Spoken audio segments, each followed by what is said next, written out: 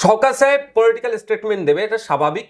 বিরোধীদের উপরে বিরোধীরাই করেছে, সেই করেছে, পেরে উঠতে পারছে না, এই গল্প শোনাবে। কিন্তু তার পরিবারের বক্তব্যটা স্পষ্ট করে দিয়েছে, আমাদের কথাকে সিলমোহর দিয়েছে, যেটা গোষ্ঠীদ্বন্দ্বের শিকার, ওকে মেনে নিতে পারছিল না। এবং সাথে সাথে বলছি, ওই রাজ্জাক খাঁর সাথে আমাদের বুথের স্তরে এবং বিভিন্ন এতে আমি খোঁজ খবর নিয়ে দেখেছি রাজনৈতিক সৌজন্যতা ছিল, হিংসা ছিল না, যেটা আমি বারবার চাই, যে রাজনৈতিক সৌজন্যতা।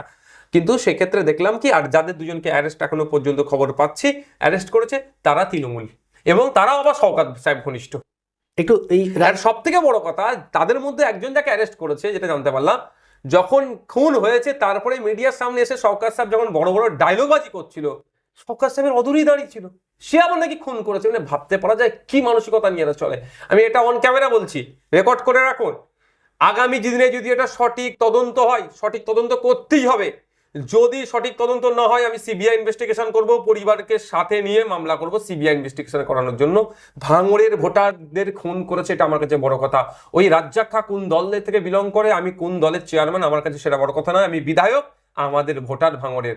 সুতরাং এটা দুধকে দুধ, পানিকে পানি করবো। আমি আপনাকে বলে রাখছি, এটা রেকর্ড রাখুন, যে আগামী দিনে সঠিক তদন্ত হলে শওকত সাহেবের আশপাশে যারা ওই সময় দাঁড়িয়েছিল, জ্ঞান দিচ্ছিল, অনেকে গালাগালি খারাপ ভাষা ব্যবহার করেছে, অনেকে ওর মধ্যে থেকে হয়তো জড়িয়ে যেতে পারে এই খুনের সাথে, তারা প্রত্যক্ষ বা পরোক্ষভাবে যুক্ত।